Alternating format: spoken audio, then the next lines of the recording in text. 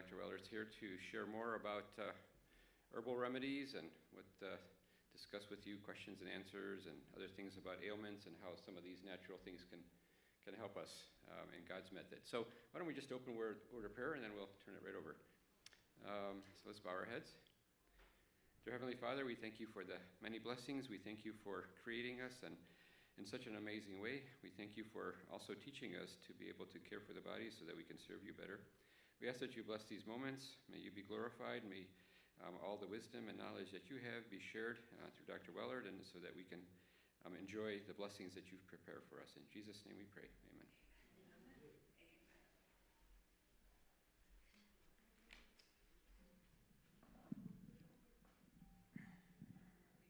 Well, welcome back. Good afternoon.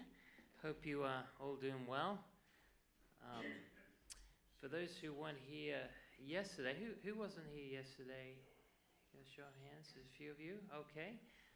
Just want to welcome you to come today. We'll be covering a little bit more on our journey into herbal remedies and how we can use them effectively. So we're going to, at some point through this presentation, we're going to transfer this to more of a practical aspect to it. Okay, so we're going to cover the theory and then we're going to look into some of the practical elements. So for those who weren't here yesterday, my name again is Lee Wellard, Dr. Lee Wellard, and I'm a herbalist and a naturopath, and I specialize in teaching herbal remedies, and hopefully this will be something that will equip you to have a better understanding and how to use them in an intelligent way, and we are going to cover a lot of ground. So without any further ado, I will start off here.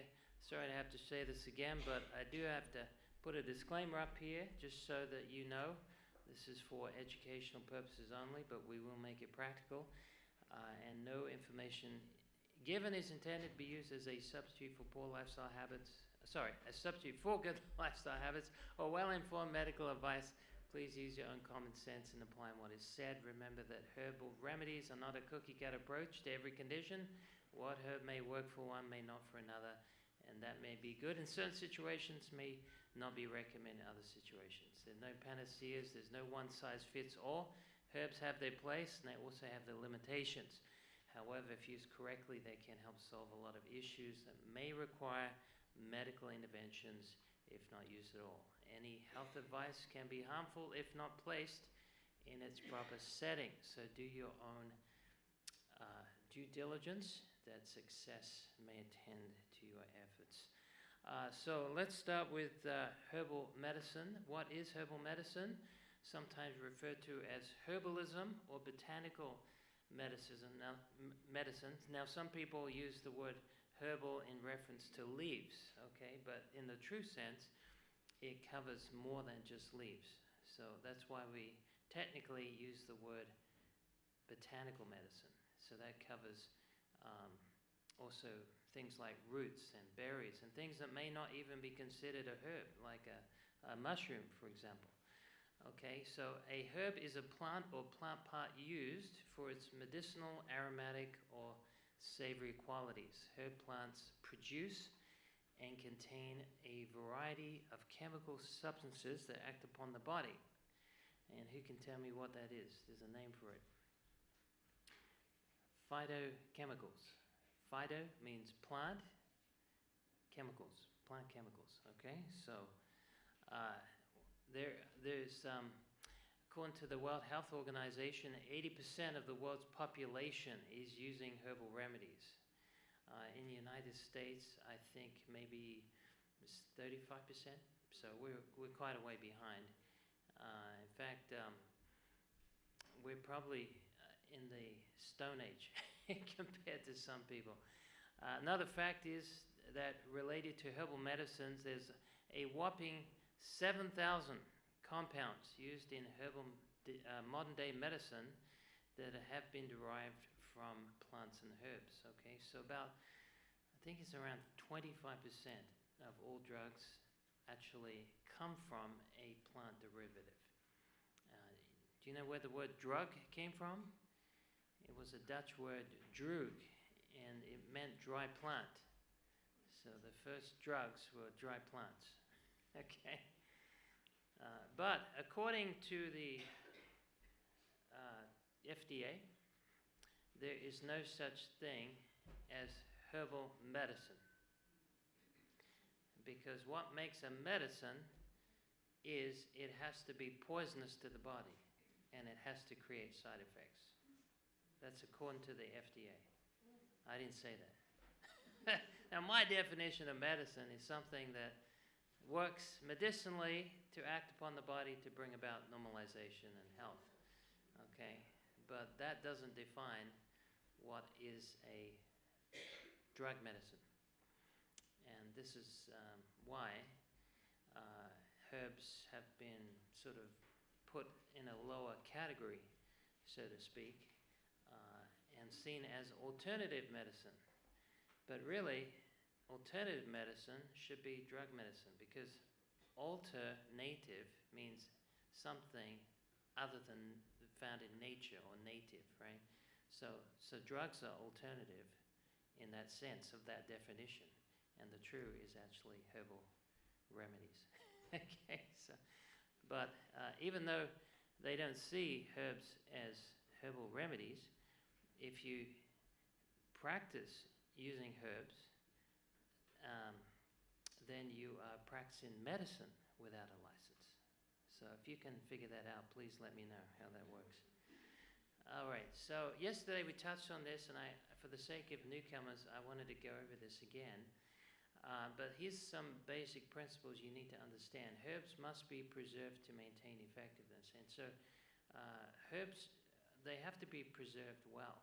And when I used to have a store in Indiana, we used to put the herbs in a black container, and then we put a little see-through container underneath on a magnet that was connected so people could see the actual herb. But after about 3 months of exposure to light, the herb would go white. It would lose its color. So anytime your herb loses color, it loses phytochemistry. So light will destroy every medicinal property of the plant. Okay, so, and if it's lost its taste, it's also lost its medicine. And if it's lost its, if it's lost its smell, it's lost its medicine. Because those three go hand in hand. All right, so if you got some herbs in your basement that they don't smell of anything, then you're probably not going to get much out of them. Okay, so I was invited to this health place, very famous place. I won't say what it was. And they asked me to teach herbal remedies, and I said, can I use your herbs? Because I didn't want to travel with 200 different herbs, because I was a week lecturing about herbs. So they said, you can use ours. So I said, great. So they showed me the kitchen. I got all the herbs there, and they had no smell. Even the ginger. You know how strong ginger is. You could be able to smell ginger from 20 feet away. You know? I was having a hard time smelling it up to my face. And so I said, these herbs are dead. No wonder your patients aren't getting well. You know, people spend a lot of money taking dead herbs. So please make sure that they are good quality and fresh, and preserve them well, because that will help you to get the best out of it. And by the way, it's better to grow your own herbs if at all possible. And you can grow in a 100 square foot area. You've heard of the square foot garden? You know, you do a plant every foot, and you can do 100 different herbs in 10 feet by 10 feet, and you have enough herbs to provide for a family of 4 all year round, just using 10 by 10 square feet. So that's what I encourage people to do, and start growing herbs that are culinary, because culinary herbs can be used for both food and they can be used for medicine. All right. So things like rosemary, things like grow some garlic and some turmeric and some ginger and some basil, things that you could put in your soups. You know, marjoram or dill, things that are high in medicinal value. And so that way you've got the best of both worlds there. And many of these herbs can be used in emergency situations. And I'll get to that a little later. Herbal teas and extracts are the best way to take herbs, and the reason for that is because they go straight in the bloodstream. And the most common way people take herbs is in a powdered capsule form. And that's like taking canned food out of the supermarket. It's like the most accessible. Because if most people take their pills at a time where they don't have enough gastric acid to get the properties out. So if you're going to take a pill that's a powdered herbal capsule, then take it with a meal when you have the highest amount of acid, because there's no tea kettle in your stomach. So the way your body gets the properties out of a herb is through extracting it by acid. Okay, so you need enough acid for that to happen. So when you take a herbal tea, it goes straight in the bloodstream because it's already in a suspended form. Herbs don't have carbohydrates and proteins and fats. They have minerals, vitamins, and phytochemistry. So they don't need to be digested like regular food, okay? Herb dosages vary depending on the herb used, the weight of the person, the form they're taken in, the condition of the person. Some people put age in there as well. I don't like to use age because, I've seen 300-pound 10-year-olds. And so I can't recommend standard. Actually, a 10-year-old would be less, maybe half what is recommended for an adult. So I go on weight more than age. So if you have a very serious condition, you use more than someone who's got a mild condition. And herbs are very forgiving, generally speaking. Now, I want to make it clear that not all herbs are safe. But the ones that we use that are safe, generally speaking, you don't even have any side effects at all taking larger amounts. Now, I'm not saying, that goes on any scale. If you have a bucket of turmeric root as a meal, it's going to have problems. But if you took it in moderation, even if you took 2 tablespoons of it, generally speaking, it's not going to be a problem because the body will metabolize herbs very quickly and it stores some of them. And as I mentioned yesterday, the longer you take a herb, the less your body needs of it. And the reason for that is because it actually holds on and stores some of the additional extra. And what it doesn't need, it metabolizes very quickly. So herbs are very forgiving. Not like some medications. If you took twice the amount, you'll end up 6 feet underground. Herbs are best used if the cause of the disease is ascertained. And this is important because a lot of people, they just read a book on herbs and they think, well, I've got a headache, therefore I have to take this herb every time I get a headache. No, you need to understand the cause of it so you can be more specific in the exact herb you use. And there are different types of herbs that have the same name, okay? So, for example, a lot of people come in my store and say, I want some lavender. And I say, what type of lavender? They say, oh, I don't know, lavender. They don't realize there's 400 different types of lavender, all right? So many of these herbs that I'm mentioning, they have a variety of herbs within that name. They share the same name, right? Whether it be basil, whether it be frankincense, whether it be something like nettle. There's a specific botanical name that we often use, so you'll hear me share both names. I may say, let's use chamomile, but then I say use Calendula officinalis. That's the specific one that can help the most. So anytime you hear the word officinalis, think about it like the mother of that particular variety, and that's the one that is the highest amount of nutrition, generally speaking. And then herbs are not a substitute for poor lifestyle habits. So if you, eating a bag of sugar a day and you're trying to take some turmeric root, it's not going to work too well. Okay? So actually, the better your lifestyle, the less herbs will have to work. Does that make sense? Because they're fighting against you, basically, because they have a lot more damage to clean up. So use it with good lifestyle habits, and this will tend to turn out much better. In fact, I would say that proper lifestyle is a weightier matter than taking herbal remedies. Now, I'm not saying herbal remedies are not important. All I'm saying is you won't need them as much if you have a healthy lifestyle, right? And so, and I believe in a few weeks we have a presenter coming, my friend Chad Cruiser. He's a great health educator, and he'll be educating you more in lifestyle habits. And then herbs should be used intelligently and in therapeutic levels deemed appropriate for the condition. So, what I mean by intelligently. Sometimes I have to be careful what I say because someone could misunderstand what I say. I remember one time I was talking about the benefits of tea tree, and there was a man listening, and I wasn't even talking about his condition, and he decided to take half a bottle of tea tree essential oil and ended up in the ER. I could have killed him. And I never even suggested it for what he had. So please use, that's what I say, these things have to be combined with common sense. It's not as common nowadays, is it, unfortunately?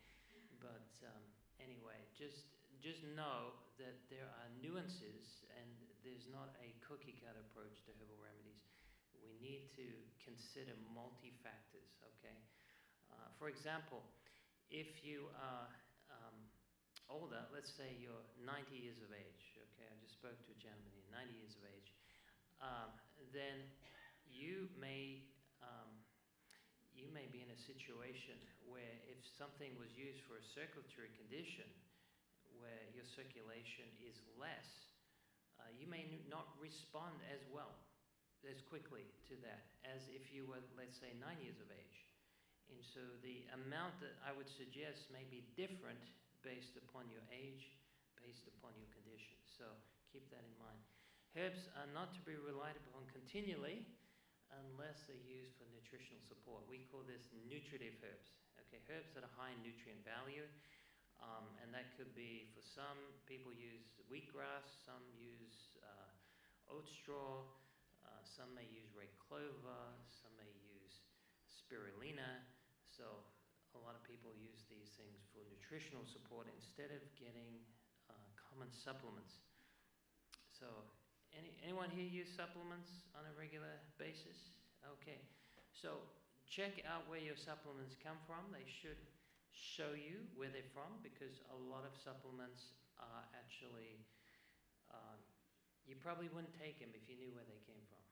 I'll just say that. Like vitamin A could be from a bear's liver.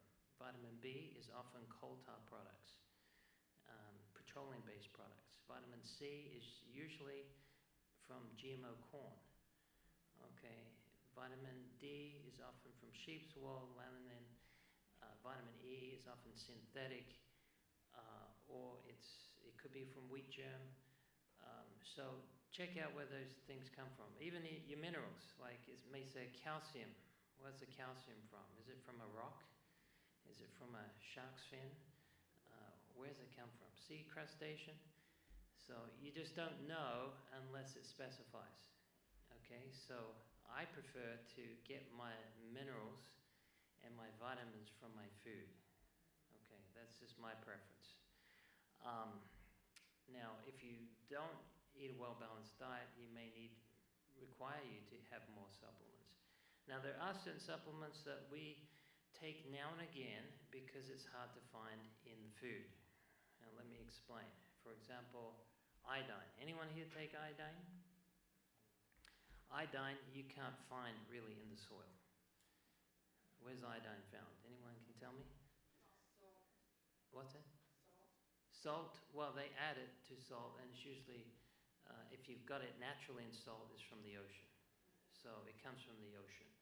So things like seaweed, okay, has iodine in it, okay? Irish moss, those things have iodine in. So we don't actually get iodine in the soil because it leaches out the soil. It's water soluble. It ends up in little tributaries and goes to the ocean. So that is something that we take as a supplement. Another one that we take is B12. Why is that? Because B12 is killed in the soil by ammonium sulfate, which farmers use to basically sterilize. It sterilizes the soil. And so B12 is made from bacteria, right? It's a byproduct you need. The word B12 is cyanocobalamin. So cyano is cyanide. You didn't know you were having something from cyanide, did you? Okay. Cyanocobalamin. Cobalamin is cobalt. So you need cyanide, you need cobalt, and you need bacteria and fermentation to create B12. Well, that's killed with the sprays that the farmers use, so don't expect to go into a big grocery store and eat some kale and expect to get B12. Now, if you grew it naturally and you have all those things in your soil, then yes, you can potentially get some B12, but unfortunately, a modernization of farming and agriculture is less than to be desired. All right, another principle I want to share with you is that the whole is greater than the sum of the individual parts. Okay, so this is important to realize because I guess this is one thing where there's a parting of company between modern medicine and herbal medicine, because drugs are really made from either synthesized, by chemists in the lab, or they're actually a derivative that's isolated from nature. And so when you isolate something from nature, you actually take away all the other complementary compounds that help utilize that and make that effective. So it takes more than a good soprano to make a choir, doesn't it? All right? And it takes more than a good phytochemical to make medicine. So if you take out of a herb one isolated chemical, it may still perform a certain job, but it may not do it in a very balanced way. Okay? So that's why, God sends us people to balance us. Okay? Because we're naturally imbalanced by ourselves. So you've got the herbs I'm talking about today. They're probably between 5,000 to 10,000 phytochemicals in each plant I'm talking about. All right, so you don't want to just isolate that because that can cause problems. So here we have a picture of St. John's wort. So St. John's wort is known for depression, right? That's its major. Okay, so by the way, every herb has a major and it has lots of minors. Okay, so it majors in a specific thing really well, more than another plant, but then it has all these other associated benefits that are lesser benefits, but still they can work in mitigating symptoms and helping balance physiology elsewhere. So St. John's wort does that. It not just helps with depression, it helps with nerves generally. It's an antiviral. It's very good for the skin. If you've got any viral infection on the skin, it can be used for that. It can also help with damaged intestinal mucosa. It can be used for menopausal, nervousness, menstrual cramps. Okay, but where it shines the most is in helping with depression. Okay, so yes, you can use this for all these other conditions, but you really want to use a herb that majors on one thing more than just using it as a minor for that particular problem. So herbs always have a major action and many minor actions. What about safety of herbs? I rang up the Poison Control Center one time and I asked them directly, can you give me the amount of deaths that have happened in America for 1 year from taking herbal supplements? And they couldn't tell me over the phone, but I dug into the archives and the last report we have was from nearly 20 years ago. It was 2008, and it's based upon 60 billion supplements being consumed in the United States. There were 0 reported deaths to the Poison Control Center. Now, there were some previous deaths that were recorded from weight loss products and also energy formulas. And what do you think both of those have in common? Caffeine, that's right, caffeine. I mentioned this yesterday, for those who weren't here. Caffeine is a drug. It's foreign to the body. It's not needed by the body. And did you know it causes 4.5 million trips to the ER every year in the United States alone? Wow. 4.5 million. Okay. It's one of the biggest causes of visits to the ER, because what it does, it affects the electrical disturbance of the heart, and sends a lot of people into arrhythmia, okay, tachycardia, and this is very problematic. There are people that die from caffeine over consumption of caffeine, so I like to encourage people to stay away from it. Okay, so when you're doing herbal research, just keep in mind that a lot of drug companies do clinical studies on herbal products, and that produces a biased slant. I've never seen a drug company give a positive report on any herb on the planet. If you can find one, please let me know. It's called letting the fox run the hen house. Okay, it doesn't bode well for the chickens. Okay. All right, so make sure there is no conflict of interest, and this goes even with herbal companies. I like to find out, who did the study on the herbs, because sometimes that can slant the other way as well. Keep in mind that even the best studies are only given probabilities and not certainties. Understand, clinical studies are undertaken to get personal or institutional funding. There's only one reason people do clinical studies, is to get more money.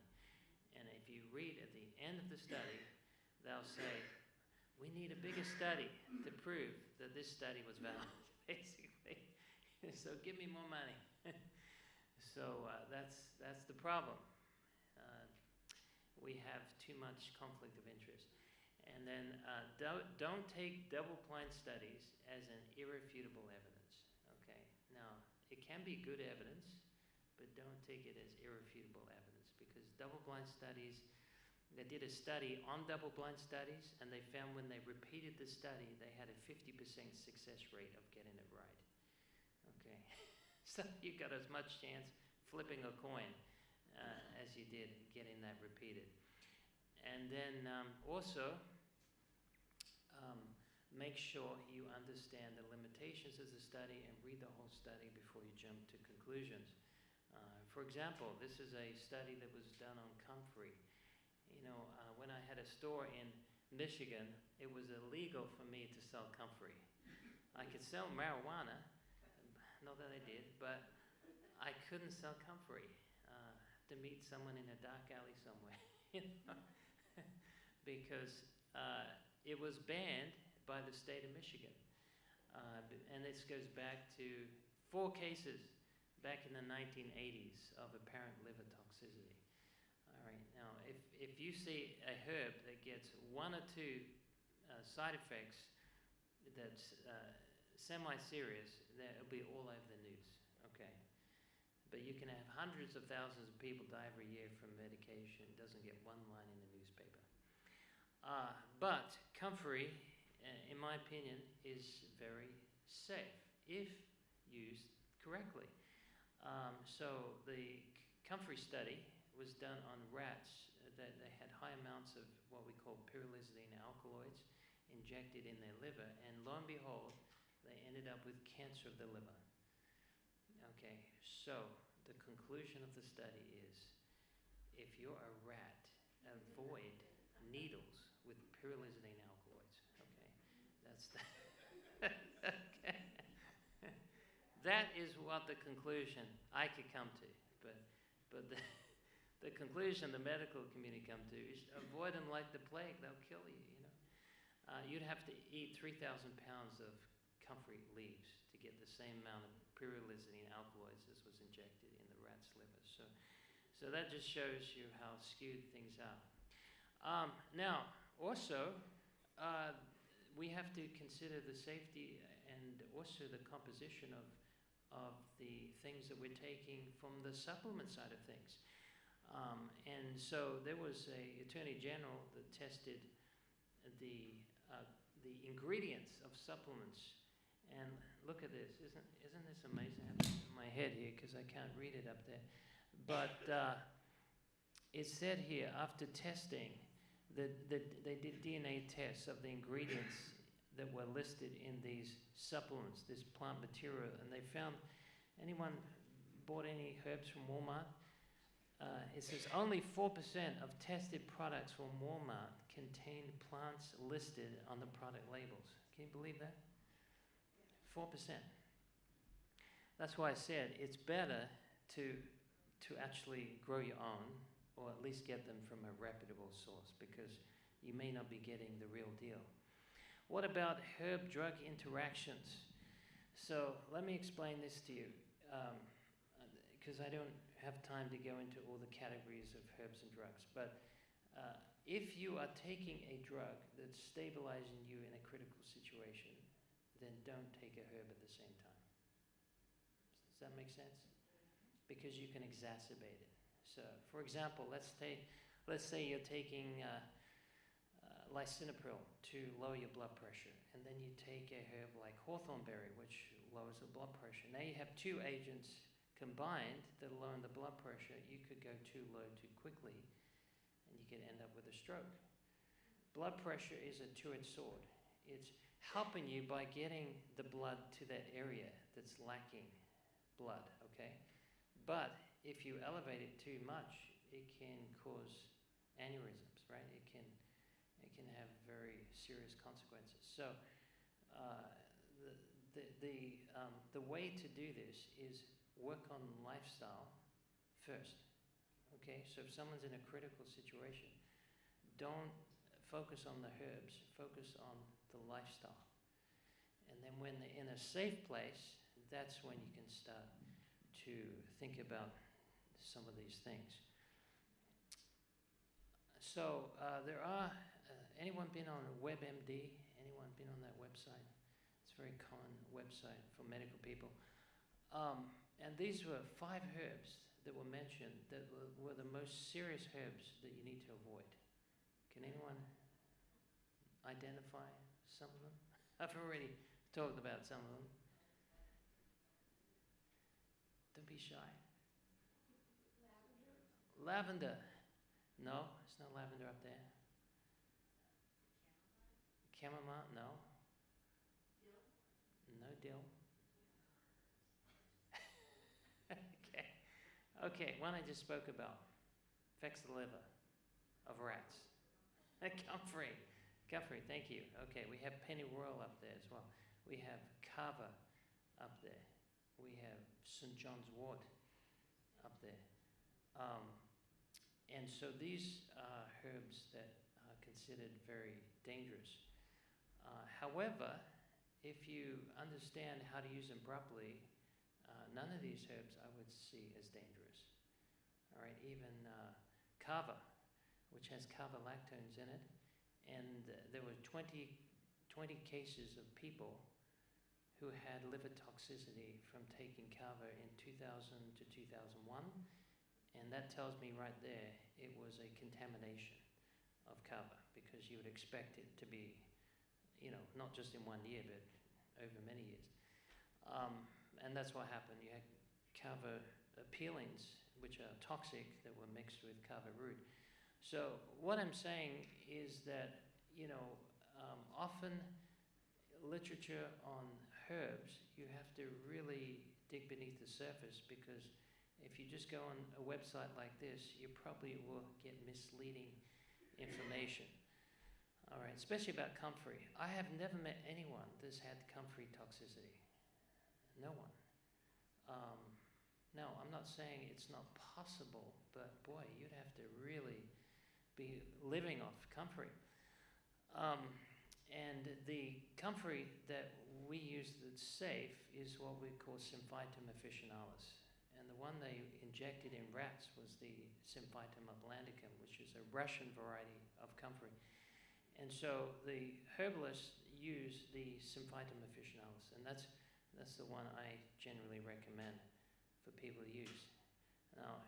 Now there are some herbs that are quite dangerous, and these are two of them.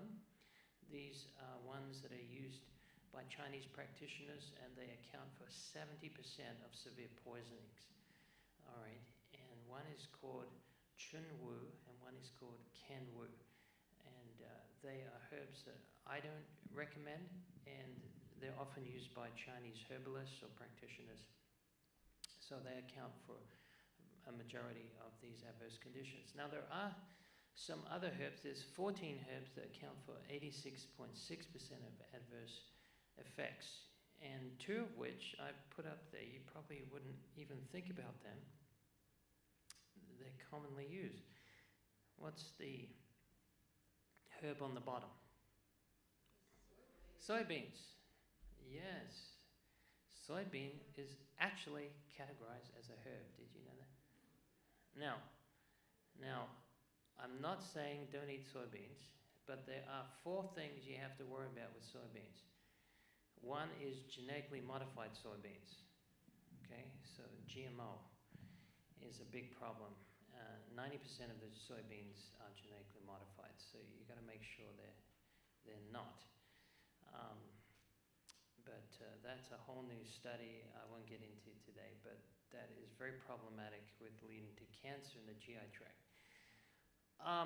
Another one is soy isolates. You know what soy isolates are? You concentrate the protein of the soybean. So soybeans have about 36.5% protein, but you can concentrate it to 90% protein with soy isolates. And that becomes more problematic at high levels with the kidneys in particular. And then another thing is some people don't have the enzyme to break down the soybean. Okay, so that can be a problem, and this is what causes people to have a lot of gas and discomfort after taking them. And then also eating too much, and this can go with pretty much anything. I remember when I was in Japan one time, I had 2 students that took me out to a restaurant. It was a tofu restaurant. Everything was tofu. You had a block of tofu to begin with, and then you had tofu soup, you had tofu ice cream, tofu salad, everything was tofu. Tofu ice cream, yeah, it was all tofu, and that was the first time I heard in my life from my kidneys. Okay, too much tofu, so be careful about that. But it does create some problems to various people. And licorice root, what's the problem with licorice root is the fact it's a sodium retainer, and so it can elevate blood pressure. So just be careful about that if you're hypertensive. I think I mentioned briefly yesterday about green tea, but I'll cover it more. Green tea comes from the bush Camellia sinensis, and it's a shrub that is commonly used to make all kinds of tea, from green tea to chai tea to Lipton tea to black tea, white tea. It's all from the same bush. And so this is the most common tea consumed in the world today. It's 2 billion cups of this consumed every day. And it's high in aluminum, it's high in tannins, it blocks iron absorption, it leads to anemia, especially for ladies. It's high in fluoride, especially the European types, and it has 20 to 50 milligrams of caffeine per cup, and it knocks out GABA, which I mentioned yesterday about that. That's an inhibitory neurotransmitter called GABA-aminobutyric acid. So green tea does have some good things. It has polyphenols, which are antioxidants that help protect the heart. But it's got all these negative things included in there. Now, if you want to get the polyphenols without the dangerous parts, then take peppermint. Anyone like peppermint tea? Peppermint tea is great. You know, when I grew up, they used to have these, they call them after dinner mints. Did they have them here? Because I didn't grow up here. And you go to a restaurant, they give you this little chocolate after dinner mint and have peppermint in there. And the reason they did that is because the peppermint actually, it causes the gas to escape the stomach so you can eat more food. So that's the reason they want you to eat more dessert. Okay, but peppermint is the #1 in polyphenols. So you can take peppermint tea, and that can be a substitute instead of green tea. Patients are reluctant to tell doctors about herbal remedies. Why do you think that is? That's a strange phenomenon, isn't it? Did you know that a lot of doctors are closet herbalists? Yes, a lot of doctors actually take tea, herbal tea. In fact, one study showed about 35% of doctors take herbal tea. There are different types of herbal remedies, different forms to take them in. As I mentioned about capsules, there are also compressed tablets. Compressed tablets are sometimes problematic because they basically are hard to dissolve. So here's a trick you can do. Put your compressed tablet in a glass of water. If it doesn't break apart in 10 minutes, it probably won't break apart in your body. Yeah. As we get older, we produce less gastric acid. And so aged people do less well. They don't absorb as well with the compressed tablets as taking the powder, and the powder isn't absorbing as well as the tea. So get an old-fashioned, one of those teapots and start making your own tea. I love making herbal tea just to see all the colors, feel the water. It's just so therapeutic of itself. But who has time to make tea nowadays, right? I mean, you have to go in the cupboard and grab the pot, and then you have to go in another cupboard and grab a jar or a cup, and then you have to heat up the water, and then you have to pour the hot water on the herb. You have to mix it together, and you have to wait 6 minutes. I mean, who has time for that today? But we used to have time, didn't we? But anyway, I do enjoy the herbal tea. This is an easy way to take it was with the extracts. Now, I often get asked, what's the difference between an extract and a tincture? There is a technical difference. So a tincture is alcohol-based, all right? So they use alcohol, very strong alcohol. They use vodka from GMO corn. It's usually 80 to 180% alcohol. All right, so one tablespoon is equivalent to a can of beer. All right, so it's very strong stuff. So I don't use any alcohol, period, and I use the vegetable glycerin. It's a lot safer. It doesn't have a shelf life 5 years, usually 2 to 3 years, but I tell people if you're not going to use it in 2 or 3 years, then you don't need it to begin with. So, and then there are essential oils. Everyone here like essential oils? They are very good in their proper place, but don't drink them, okay? I know I've been to different, I won't mention names, but different multi-level marketing companies that will say, this is the only true oil. Everything else is fake. This one is sent from heaven. You know, the biggest difference between essential oil is not the oil, it's the price. You know, I don't mind what oil you use. It doesn't worry me. I've used all different types of oils. Now, there are some oils that are more, they may be diluted, but generally speaking, the biggest difference is the price. There is no independent regulatory body that tests the oil, okay? So how do you know how much, you know, of one particular phytochemical is therapeutic grade over another level? You don't know. Anyone here tried to test their soil and send it off to 3 different labs and get 3 different results? Anyone done that? If you do a soil sample and you send it off, you'll get 3 different recommendations of what you need in your soil, because they all have different standards of what they think your soil needs. And it's the same with oils, you know. Unless you have the wisdom of Solomon and the chemistry background of someone like Einstein, you wouldn't know any difference. And then we have the powders, okay? So there is a place for powders, and some people use them for smoothies, okay? Anyone here like smoothies? Yeah, okay. And so this can be a way to introduce herbs in a more digestible form. And then we have things like herbal salves, we have herbal creams, and these are topical agents that we can put on the skin. And they work pretty effectively, actually. I love to use herbal salves. And then we have different categories of herbs, okay? So we have herbs that are what we call astringent. And astringent herbs, they tighten the skin. So how does that help you in different conditions? Well, if you've got hemorrhoids, it could help you. If you've got varicose veins, it could help you. If you've got bleeding, it could help you. It could stop bleeding.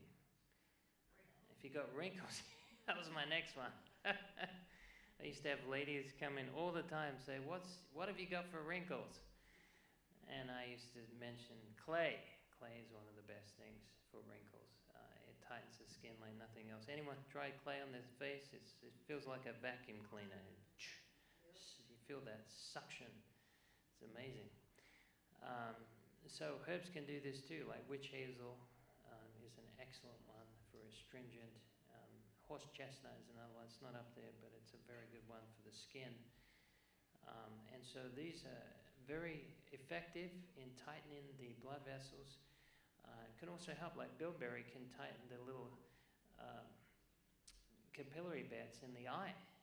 And they have tannins that cause the capillaries to tighten and stop leaking. If you've got diabetic, maybe neuropathy, and it's also affecting the eye, or you have high blood pressure that's causing capillaries to leak, bilberry is an excellent one. And by the way, this is one of the best ones for eyes, generally. And then we have demulcent herbs. You had a question about that? Mm-hmm. What about the white oak? Yes, so that has similar properties. It has these tannins that have an astringent effect, and that's from the actual the desiccated form. Okay, it's what we call cut and sifted. All right, so there are different types of forms you get herbs in, and some are diced up, and some are in a powder form, and some are in a whole form, and that one's desiccated form.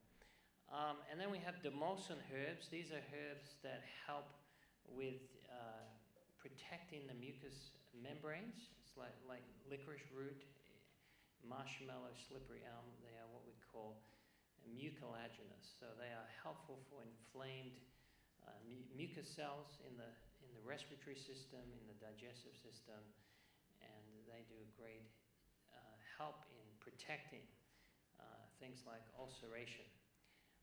If you have some type of, say, peptic ulcer in the stomach, very good for that. If you have some ulcerative colitis, very good for that. If you've got some Crohn's or IBS, very good for helping soothe and heal and protect the barrier, the mucus barrier, so it doesn't get more and more inflamed.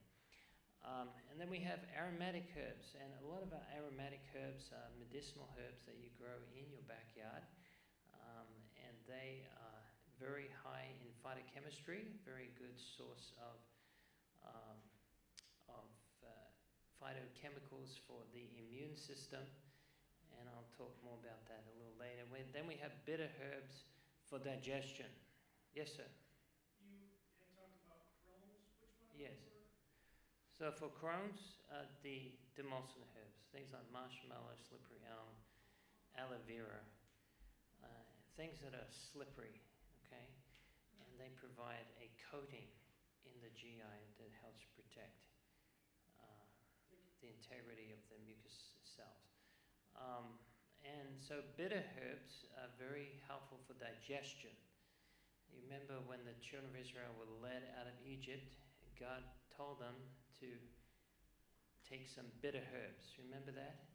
So if you're running from, an angry Pharaoh at 12 o'clock midnight, and you've had a high-protein meal, and you're running across the desert for 200 miles, you're going to need good digestion. so bitter herbs help with that. They stimulate the vagus nerve, which is not just connected to the heart, it's also connected to the stomach. It causes the Pareto cells to release the hydrochloric acid, and that helps improve digestion. And if you're having trouble putting on weight, or you're having low iron levels as ladies in your older age, you may want to think about taking bitter herbs, because the bitter herbs will increase acidity. Now, someone came up to me yesterday and said they got too much acid in the stomach, and I shared with them that no, it's actually the opposite. You have too little acid in the stomach. When you get that heartburn, that feeling of heartburn, indigestion, that's from too little acid in the stomach. And what it does, it allows the weaker acid to go up the esophagus, because when the pH is about 3.8 and higher, the esophageal sphincter doesn't have the muscular contractility, keep it closed, okay, and so allows the acid to go up. Even though it's still acid, it's not a strong acid that it should be. So if you have enough acid in the stomach, then it will keep that sphincter closed, and you won't have any problem with heartburn. So you can improve the acidity of the stomach by having bitter herbs. Bitter herbs really help with digestion. So we're gonna let's have a break for about 10 minutes, if that's okay, and we'll pick it up on more. We're gonna go into the practical side now of what herbs can be used for what conditions, and then later on we'll go downstairs and I'll show you a few things and give you also some herbal tea. Anyone like some herbal tea? Okay, all right, very good. And this will be a tea substitute for coffee, okay? Anyone like that idea? Yeah, okay. So let's take a break and we'll pick it up in 10 minutes.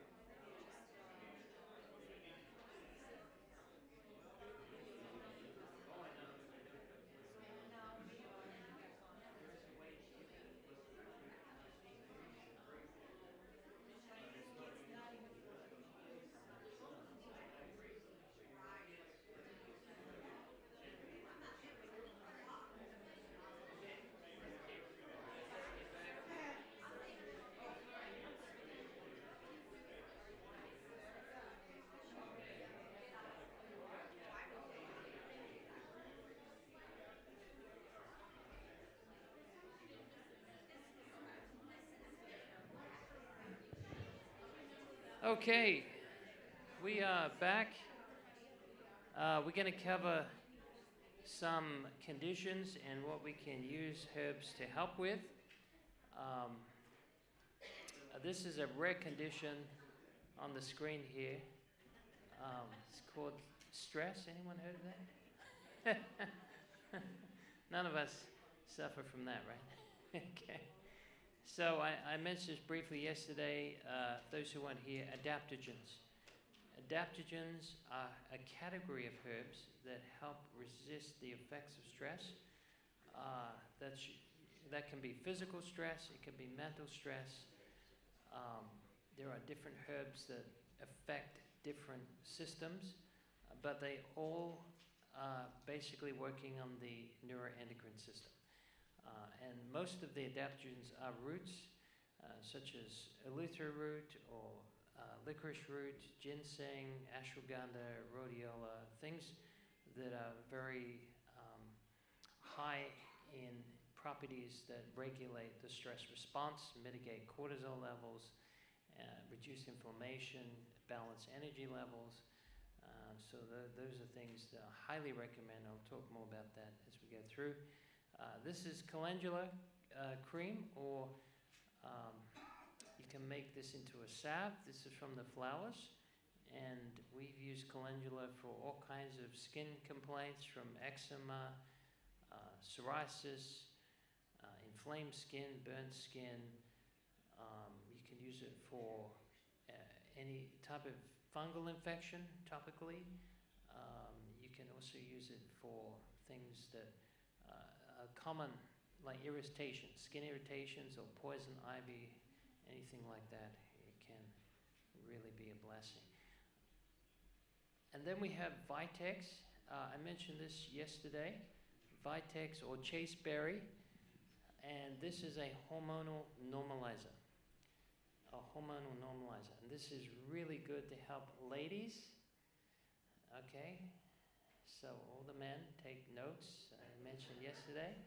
All right, this is very good for PMS in particular, amenorrhea, dysmenorrhea, endometriosis, PCOS. It's very good to help with just regulating better sleep if it's hormonally related. So this is very useful. This is not for men. Men, you do not want to take this. If you want to know more, come and see me privately and I'll give you the specifics. Okay? All right. But it's also good for lactation, and another thing it's good for is when ladies go through the birth process and end up with post-traumatic shock. This happened to my wife on 2 occasions. First time around, we didn't realize that the Vitex could have helped her, so we stayed away. But the second time we did, and it pulled her out very quickly. So Vitex is excellent to normalize the hormones. It works on the hypothalamus pituitary axis. It helps regulate progesterone. So if you're low in progesterone, you may want to think about this. It's not high in progesterone. It regulates the body's production of progesterone. And that's why it's so effective. And one of the major contributing factors to causing a progesterone problem is stress.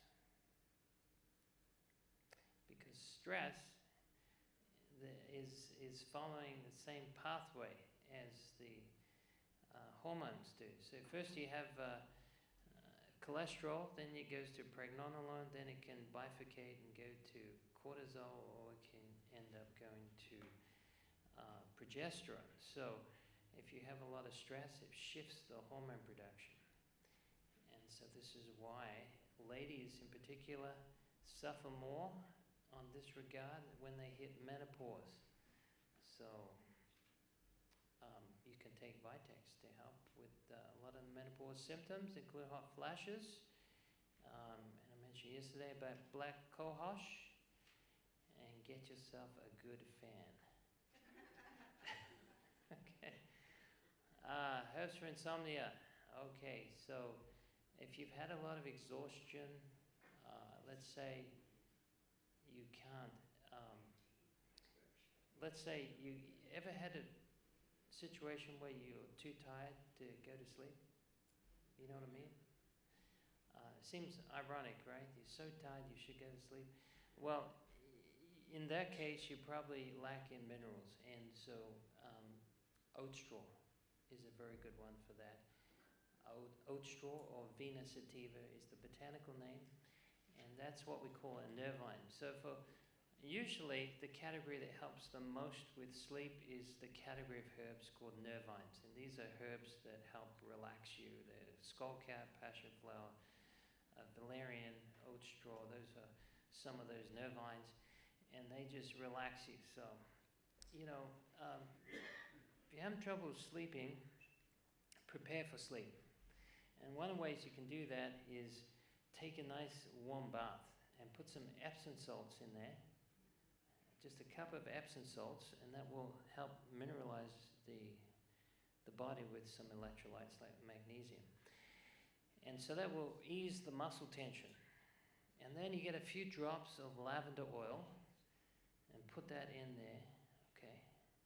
And then put a few rose petals in there. A good book, a herbal tea, and you're set to go. Yes. So don't do anything too stimulating before you go to bed. Electronic things tend to affect melatonin. That's why we have a graduated sunset. Okay, it takes about an hour for melatonin to kick in after sunset. And when you look at, you know, screens, computer screens, it shuts melatonin production down. So it's harder to go to sleep after, you know, I know there's some people that fall asleep watching TV, but for most of us, it has a negative impact of keeping us awake. So do things relaxing, take some deep breaths, take the dog for a walk, do some stretching, read a good book, pray, all those good things can help you to prepare for sleep. And don't try to sleep, just sleep, okay? Yeah, so these are the oat straw I mentioned yesterday. I showed you this yesterday, and very high in minerals. Very good for panic attacks and ADHD, hyperactivity. It can also help with anxiety. It can help with post-traumatic shock. It can help with brain function. If you get brain fog, if you're low in energy, take some oat straw.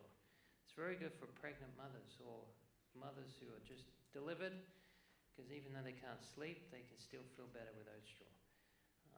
And elderberry, I mentioned this yesterday. This is very good as an antiviral. This time of year, a lot of viruses going around. Have you noticed when the viruses tend to be more common? It's when there's a shift in temperature, right? When we go from winter to spring, and then going from summer to fall, those times of years. And it usually starts in the nasal cavity, because in the nose you have a 2-degree temperature variation, so it's a little bit cooler in that area, and this is where bacteria and viruses can multiply. And so elderberry helps with that. It's not as strong antibacterial, it's more of a strong antiviral, but a good antibacterial would be something like Oregon grapefruit or golden seal. Those are excellent. And if you have a really, really persistent bacterial infection that doesn't go away, you may want to try some Alimed. Have you heard of Alimed? It's a garlic concentrate. It's very, very strong. It's the strongest medicinal grade garlic extract you can get. So that's one you may want to try. That's my last go-to herb when all else fails. But usually we don't have to use it. Maca root. Maca root is another excellent herb. A lot of people use this in their smoothies. It helps boost energy, improves mood, helps with enhanced sexual health, treats fatigue and depression, improves cognitive function, sexual dysfunction, increases energy, balances hormones, improves fertility, and reduces symptoms of menopause. Men and women both can safely use this. Wouldn't recommend to use it at night, more in the morning, and you can use this with a smoothie. It's very good for improving adrenal function. And a lot of the problems that we have with thyroid function is from adrenal dysfunction. Okay, so usually the thyroid gets sabotaged through elevated levels of the adrenal hormones. Okay, so for example, if you have high stress, your adrenals will, be causing the cortisol to be released, and that high level of cortisol over time, over years, it sabotages thyroid function, and then you get a problem with T3 conversion. And then you get a problem with your interleukins that mediate the immune system communicating effectively with the thyroid gland. And so usually what happens is your adrenals go, then the thyroid goes, and then your sex hormones go, and then your sleep goes, and then your weight goes, and your hubby goes, and the kids go, everyone's gone. Okay, so look after your adrenals, and your adrenals will look after you. And 30% of your sex hormones are released by your adrenals. So when you hit menopause, you don't completely dry up of all your sex hormones. The adrenals gradually kick in. And so if you had a lot of stress leading up to menopause, this is where ladies go on the roller coaster with their hormones. So you need to support those. And the way you can do that is using adaptogens. And this is one called Panax ginseng. Anyone tried Panax ginseng? This is an excellent herb to take for energy levels. It's very effective to help with the regulation of blood sugar. So diabetics sometimes take this. This is the #1 go-to herb in Europe for energy. Yes, ginseng. It's very potent. Don't give it to teenagers. You want to use sedatives on teenagers. And ginseng for post-40s, 50s. Okay. Yes. Yes, we have a question in the back. Can you tell me what was the name of that one that you said was for high stress? Alimed. Alimed. Alimed, yep. You're welcome. So, yeah, Panax ginseng is the only true ginseng. It is very expensive. If you want to make some extra shekels, then grow some ginseng. Yeah, just don't tell anyone. Okay? Okay? It's very expensive. You can pay $15,000 for a pound of 15-year-old ginseng. Yeah, so keep it secret. Okay?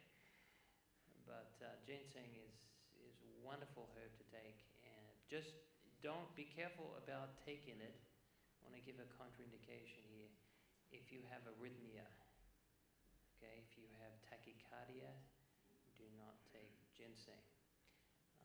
In fact, if you took too much ginseng, it can speed up the heart. It's very stimulating to the nerves. Now, if you take it in moderation, you shouldn't have a problem. But if you have some tachycardia, this is something I want to suggest as a contraindication. This is mullein leaf. Okay, you'll see mullein? It grows wild out here.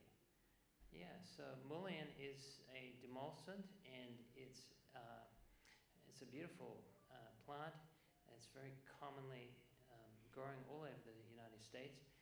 And you don't use the seeds, by the way, are toxic. You use in the leaf, and this is very good as a bronchial dilator, and it's very good for respiratory conditions. If you've got asthma, you may want to try some mullein tea. It's very good for COPD conditions.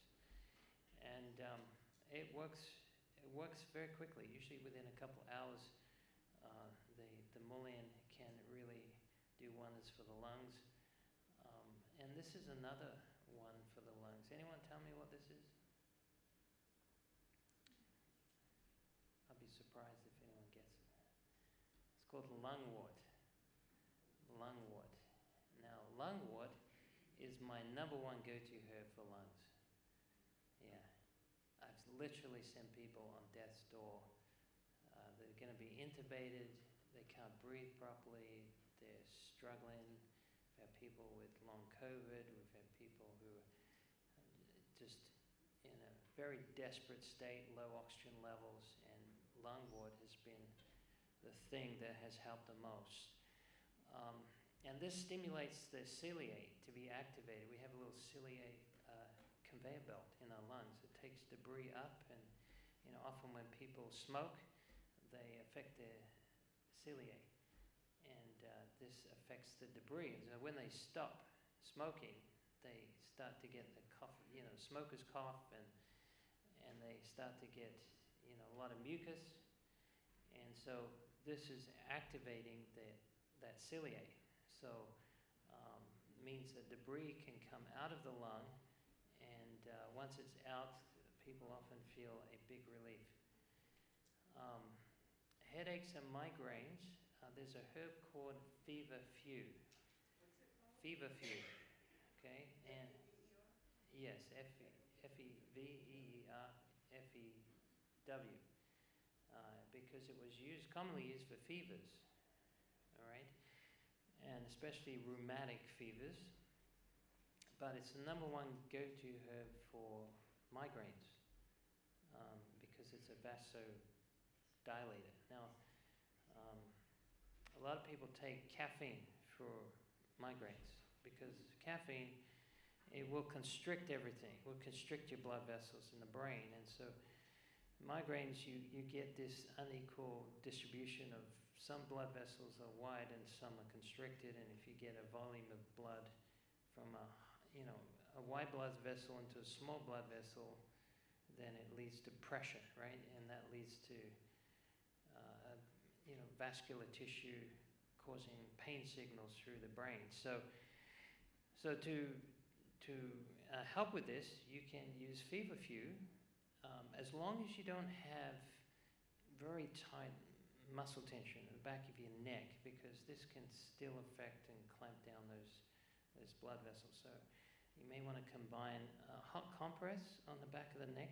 Another thing you can do is put your feet in hot water above the ankles. You've got temperature receptors on your ankles, and that will cause vasodilation of the blood vessels in your ankles, and that will allow blood to come from the brain down to your feet, offsetting the pressure and taking away the headache. And many times just a hot foot bath will suffice to get rid of a headache. Okay, if it's a migraine, you may want to add some ice pack on the back of your head, on the occiput area, and just have that placed there for about 15 minutes. All right, and that can often help. I'd say 9 times out of 10, within 20, 30 minutes, the migraine will disappear. If you have neck stiffness, you don't want to use that. If you have neck stiff, would you not want to use ice, you mean? No, for the migraines, the feverfew, you don't want to use it if you have neck problems or... Well, okay, let me explain. So, if you've got muscle tension that's causing it, okay, then you want to use heat, okay? If it's not being caused through muscle tension, then you can use ice, okay? Because ice, what it will do, it will help basically shunt the blood away. It's like it's moving more blood down to the feet if you combine it with the hot foot bath. And so it depends on the situation as far as the application. So yeah, if you've got muscle tension, heat and massage will help with a hot foot bath, but you wouldn't necessarily use ice in that situation. Okay, for eyesight, I would recommend bilberries. Bilberries, excellent fruits, they're a cousin to blueberry, okay, and they are the same family. They're also related to elderberry. And they're high in vitamin A, and they help improve the rods in the back of the eye. Here's a trick to help improve night vision. You can blindfold yourself at night and for 20 minutes, and it will increase the rhodopsin in the eye that will help you to see better at night. And so, unfortunately, because we have so much artificial light, we don't often get enough rhodopsin to help us to see better at night. And so, one of the things that I love to do is look at the stars at night. So, we're out in Arizona. We have border 1 territory, so it's completely dark. And you can actually increase the sensitivity of your rods up to 50 to 100,000 times just by spending 20 minutes out in the dark skies. So all come to Arizona. Okay. All right. Allergies. Anyone get seasonal allergies? Yeah? Okay. One of the best things to use for this is nettle. Stinging nettle. Vetiver doica is the botanical name, and it is very good as a natural antihistamine. And you can use this for, I would say, 90% of the time, within 2 hours, allergies disappear. This is seasonal allergies. Now, nettle is very high in also, do I have a picture of nettle? There we go, this is the nettle. Nettle is very high in nutrition. It's the closest thing we have to the tree of life. Yes, ma'am? It does look like lemon balm, yes, you're right. But lemon balm doesn't have the serrated edges that nettle does. So nettle has these little barbs at the end of the serrated edge. They sting. They have some what we call formic acid in there. They have some serotonin in there. They have some acetylcholine in there. And that gives you a little bit of a sting, okay? But if you take the nettle as a tea, it will take away the sting it caused you. Yeah. So you can use revenge of the nettle. Yeah.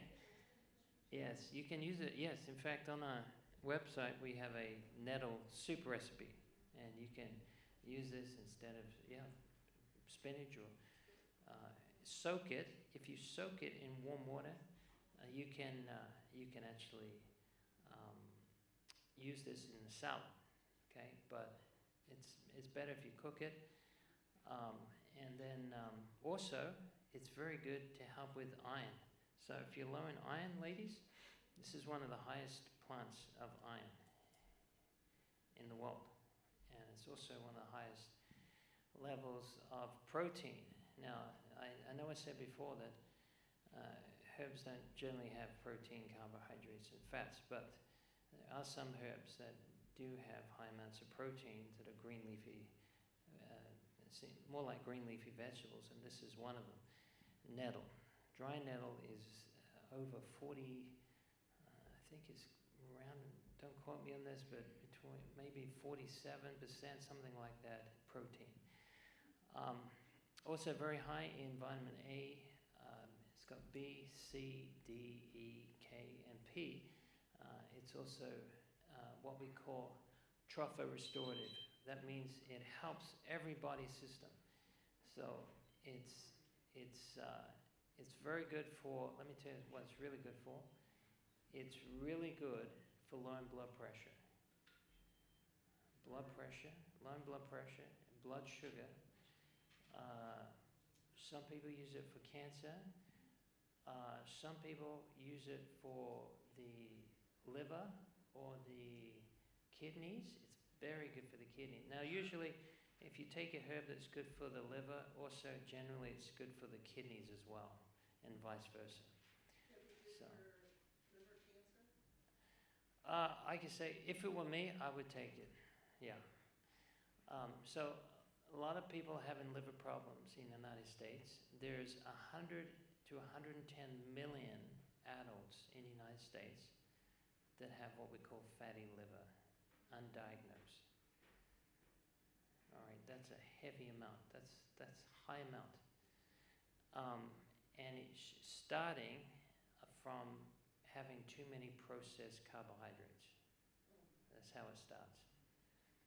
And then it leads, after you get fatty liver, then you end up with inflammation in the liver, and then you end up with cirrhosis of the liver.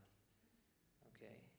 And the liver is a very robust organ, but it does have limitations. And, you know, doctors, they worry when the liver can't metabolize their medication because then they've got nothing to use.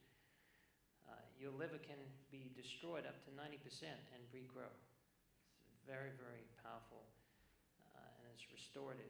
But there are limits, and when you reach that limits, it's very hard to get back.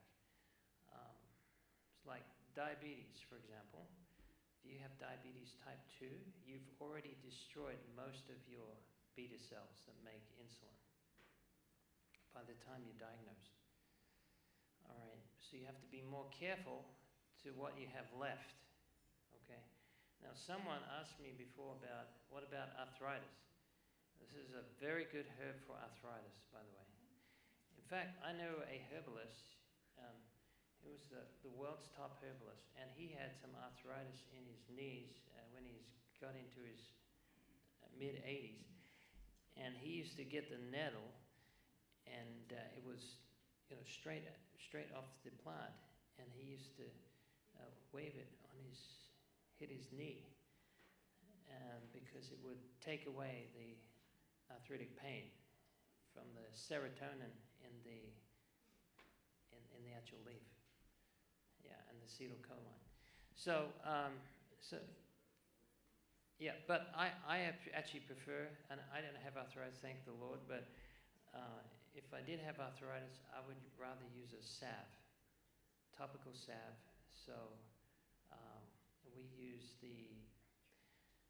we have a pain salve which has some olive oil with some cayenne pepper, some frankincense, wintergreen, ginger, lavender, peppermint, clove oil, and it has a cooling effect, and it really helps with arthritis. So that's the one we like to use to help with joints. Hair loss, also nettle is very good for hair loss. Very good for hair loss. In fact, I'm taking this formula myself when my daughter told me that I was losing my hair. So I thought I better get onto this. Yeah, nettle is very good for hair loss because it's very high in B vitamins and B7. What's B7 called? Biotin. You find that in some of the shampoos. And we've seen people completely regrow their hair from being bald just using nettle. But we do combine it with the ashwagandha and rhodiola. This is ginkgo. Okay, so this is very good for Alzheimer's. So don't forget that. Okay. When someone got it. So when I was living up by Andrews University in Michigan, I go up there every year. Sometimes I do it through Zoom, but often I go up in person and teach the students up there. And they have 2 ginkgo trees in Andrews, and one is outside of the theology department, and one is outside of the psychology department. I think God has a sense of humor. But ginkgo is very good to help stimulate blood flow through the frontal lobe, and that's what it's great for. It's really, really helpful to stimulate better blood flow, and so that's helpful for memory. Okay, and I'll tell you another thing that's helpful for memory is hydration. 30% of Alzheimer's patients can be fixed instantly by drinking water. Yes, and the reason for that is because dehydration causes a synaptic cleft between neuron junctions to not be able to transport the neurotransmitters across each side of the junction. And so this leads to memory impairment. Another thing you can use is rosemary. Rosemary is high in rosmarinic acid, which helps enhance memory. In fact, some of the university students, before a big exam in Switzerland, they smell rosemary oil to improve their chances. And bacopa is another one that's good for memory. What's that? Bacopa, B-A-C-O-P-A. It's what we call neurotrophic. It helps stimulate basically the neurotransmitters. Okay. Now, I don't recommend any herbs that sabotage brain function. Okay. So any herbs that will. I don't recommend marijuana. Okay. I know I was up at teaching at the university in Flagstaff a few weeks ago, and I'm sure half of the students I taught were on marijuana. And so that always comes up in a university lecture. What about marijuana? But if you look at the PET scans of people who've had marijuana over many years, you'll find it looks like they have Alzheimer's. They have enlarged ventricles. They tend to be more, how can I say, they have slow thought processes. They tend to be more chill. You won't find people with marijuana that generally are speeding. They tend to be under the speed limit. And they tend to be more socially, how can I say this nicely? Awkward. They go along with the flow, so they don't tend to put up much of a resistance to moral issues. Yeah, so your GABA is knocked out, basically. So these are very good herbs to help with brain function. Another good one is cayenne pepper. I mentioned that yesterday. And we're going for timing. Okay, Jamaican dogwood. I want to touch on the pain, because this is something that is a big deal, right? And I wanted to find some things that would be helpful for pain, but would not be addictive and not cause people to stay on them necessarily.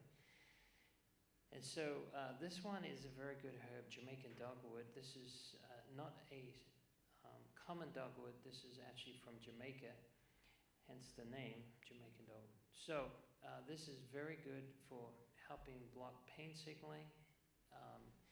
And I got on this a few years ago.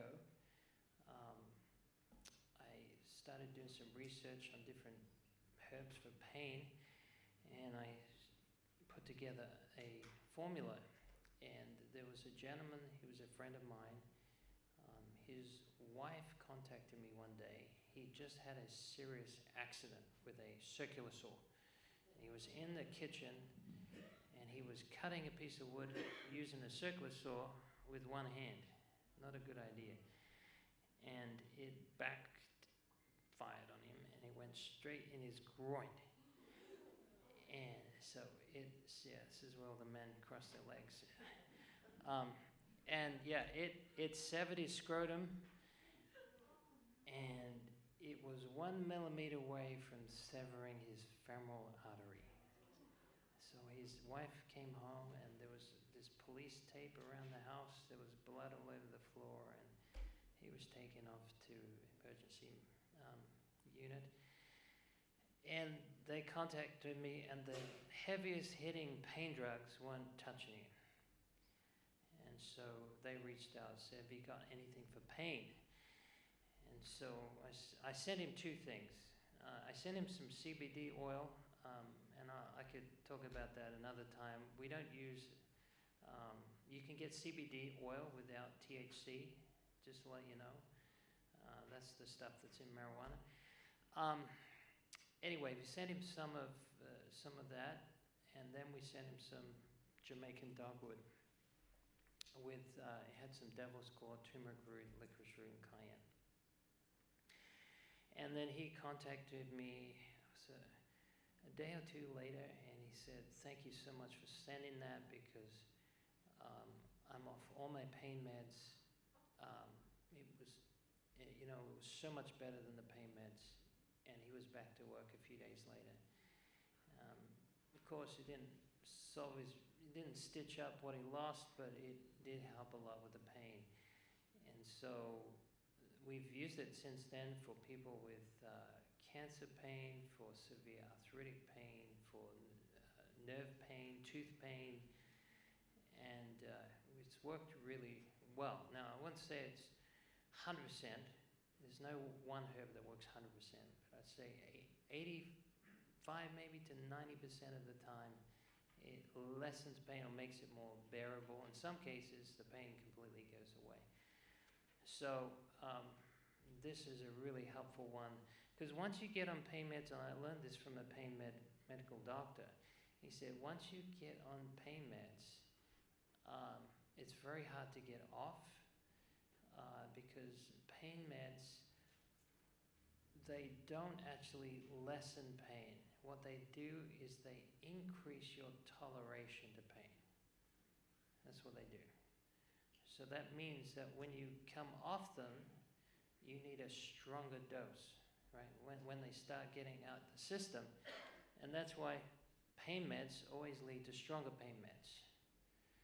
And then you end up on morphine, and then you end up on some pretty hard-hitting drugs that usually shut down your kidneys within a few weeks to a few months. So if at all possible, I'm not saying there's never a place, but if at all possible, use some things that don't have the downside to them. This is aloe vera.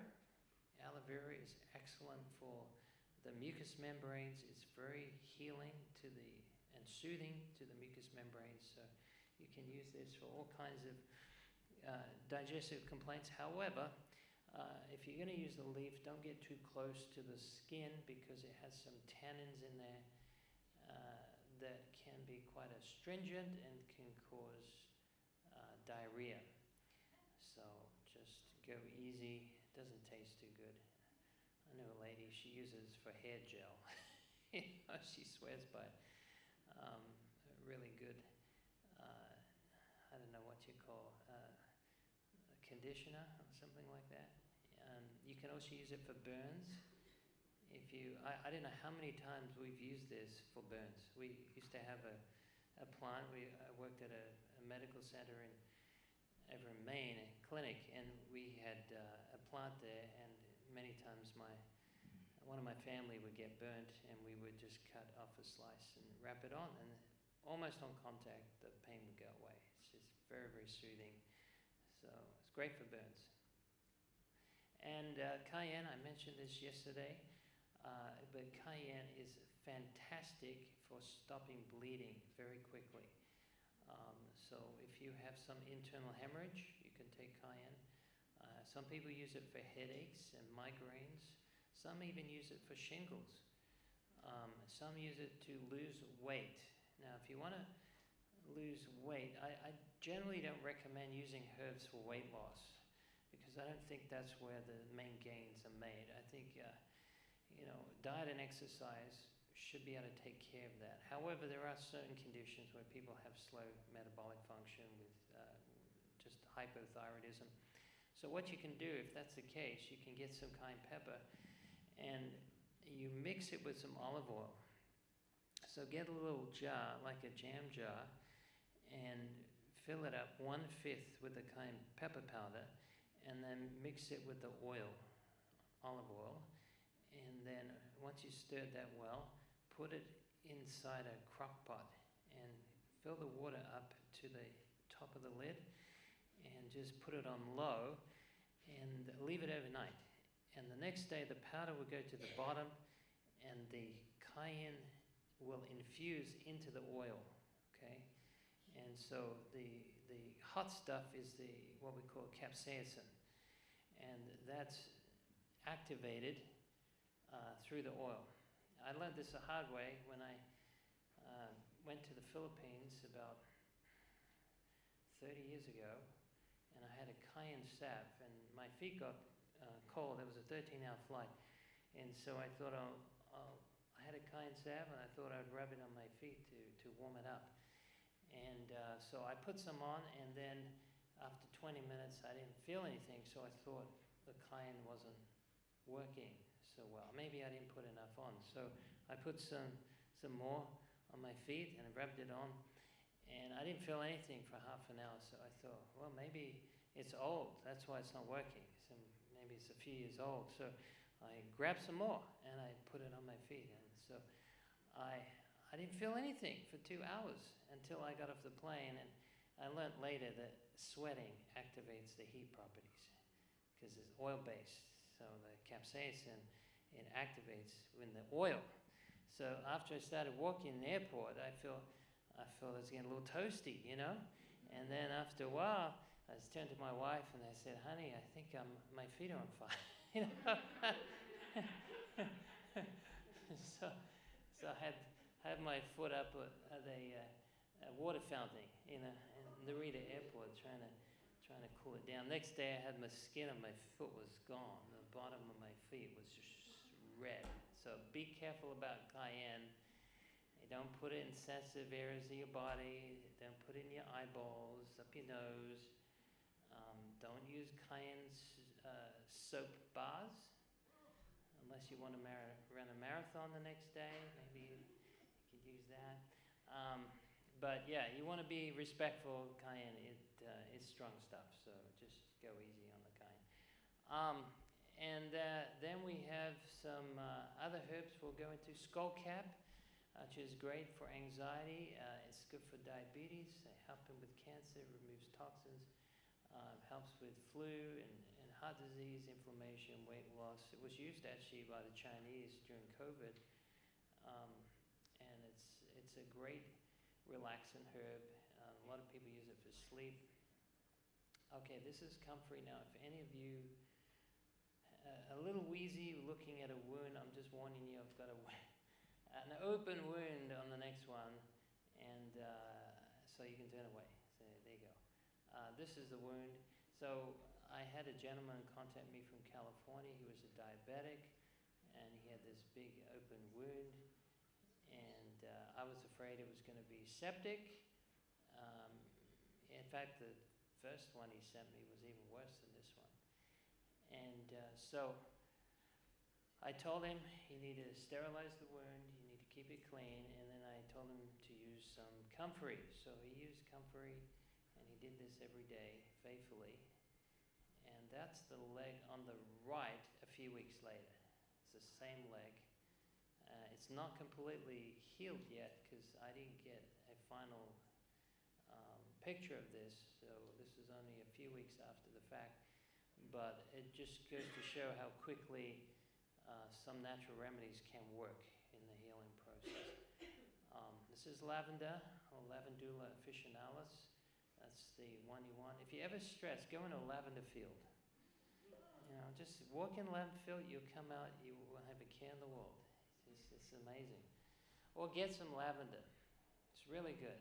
What's the last name you call it? Oh, Lavandula officinalis. Officinalis is the title that's the botanical title that's like the mother of that particular category. It's usually higher in phytochemicals.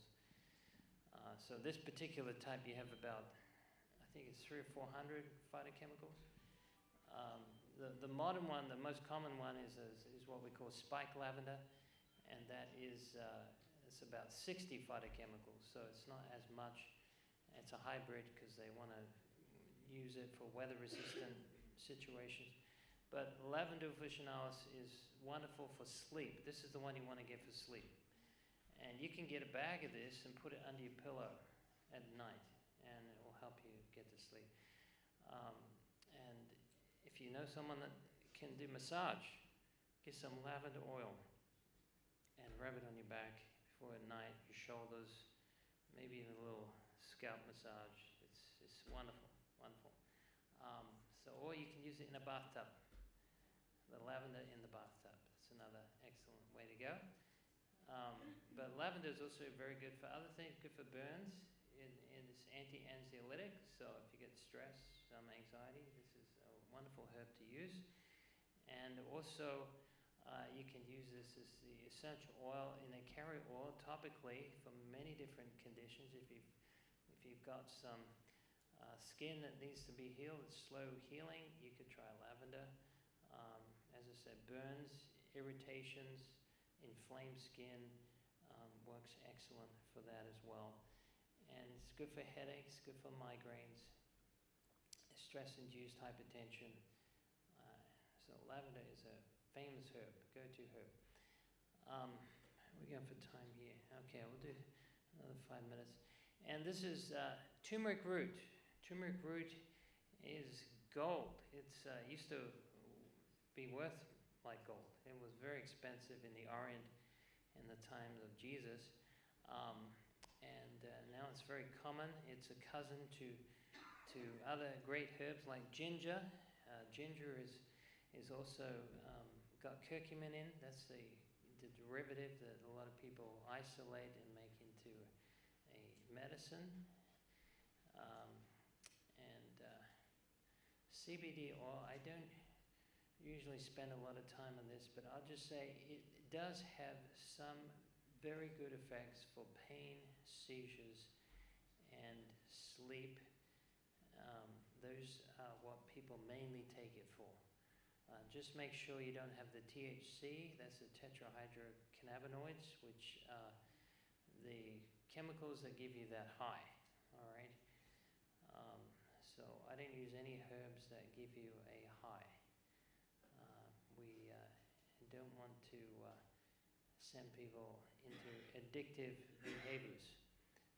For men who have prostate issues, you could try some salt palmetto. Salt palmetto is a #1 go-to herb for enlarged prostate. Most men have enlarged prostate. If you're over 50 years of age in the United States, chances are you could be having enlarged prostates and this will lead to urination problems, erectile dysfunction, and if left untreated, it could eventually turn into cancer. So that's an excellent one. Overactive bladder? Yeah, so I would use herbs like uva ursi, corn silk, and juniper berries. Yeah. Okay. All right. I'm not sure why I put that one up there. Okay, we want to know herbs for cancer? You want me to talk on that for a little bit?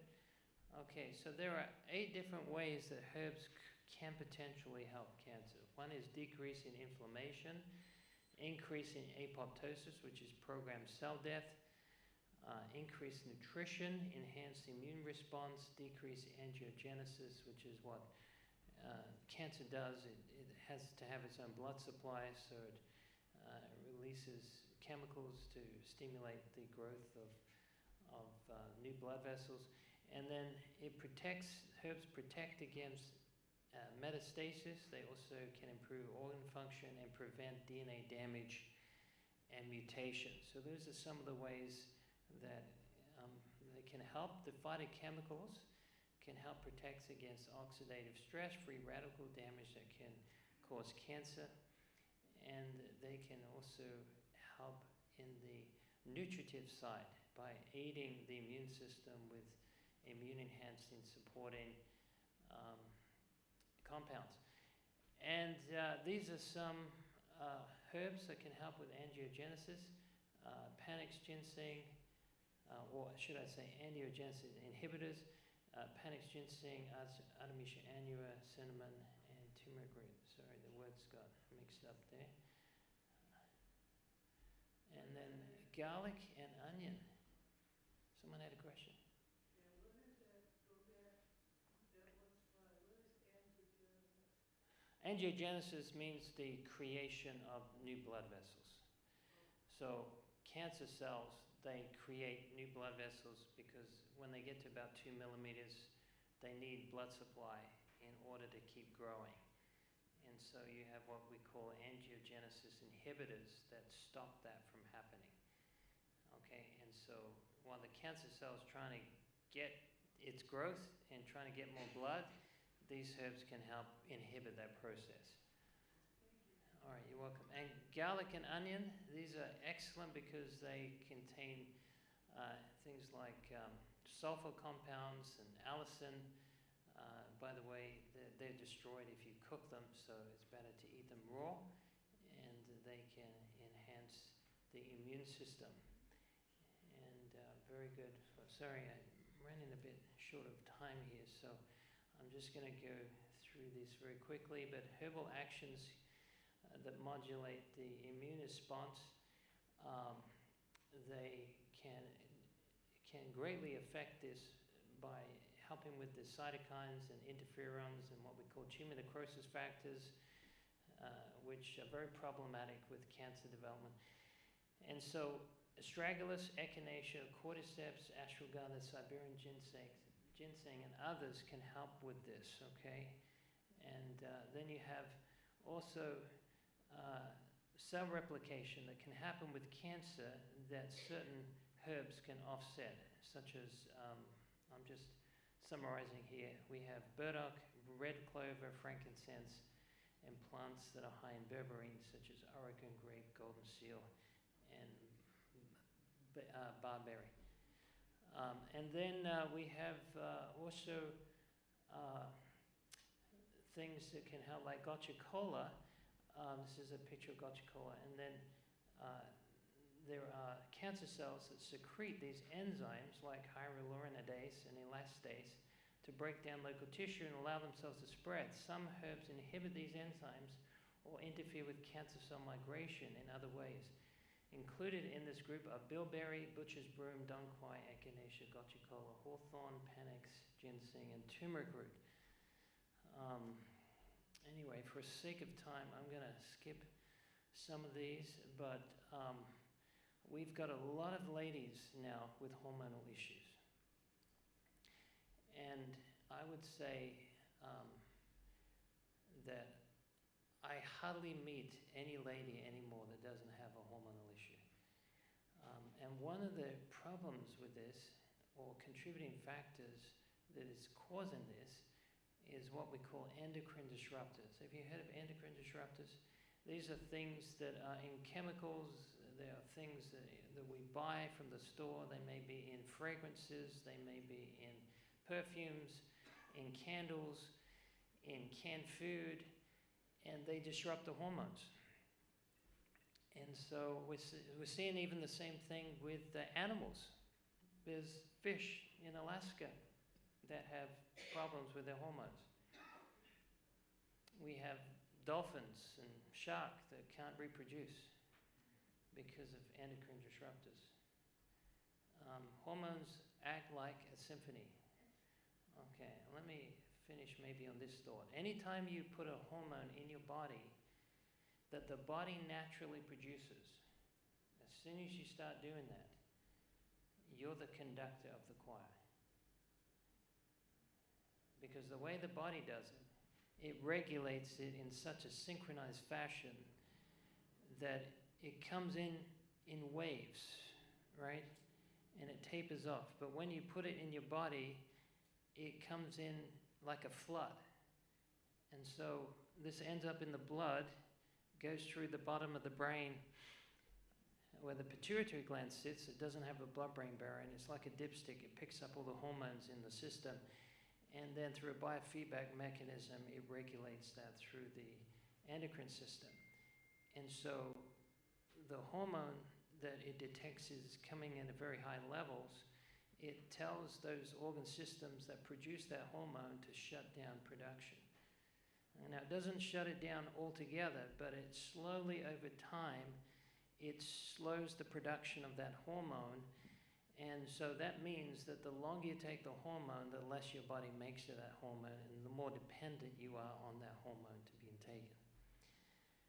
All right, and so the better way to go is to help the whole system to produce its own hormones naturally, okay, without you trying to regulate. Now, there are times it may be necessary. For example, if you don't have any thyroid gland, you're going to be dependent on an outside source. If you don't have any pancreas, you're going to be dependent on an outside source. But generally speaking, when you go in that pattern, it's hard to come out. And that's why ladies who get on hormonal therapy rarely ever come off them. Okay, yes? What are your thoughts on wild yam? Wild yam, it's good, it's useful. Talking about Anna's wild yam? Yeah. I prefer to use Vitex because we found we get better results with that. We have used Anna's wild yam, but it tends to take a lot longer, and we find Vitex tends to work a little faster than that. So let's take another break, and maybe we can go downstairs after the break, and we'll get you some herbal tea. We'll make something. We'll have some Q&A time, and hopefully we'll be able to give you what you came for. All right. Thank you very much. So just take a 10-minute break, and we shall see you. For the lady that asked about arthritis, turmeric, astragalus, and ginger. That is the ones that you want to use. Okay. Turmeric, astragalus, and ginger. Okay. All right, so after 10 minutes, we'll meet you all downstairs. And so just take a break. The restroom's back here. If you need any water, just let us know, and we'll see you downstairs.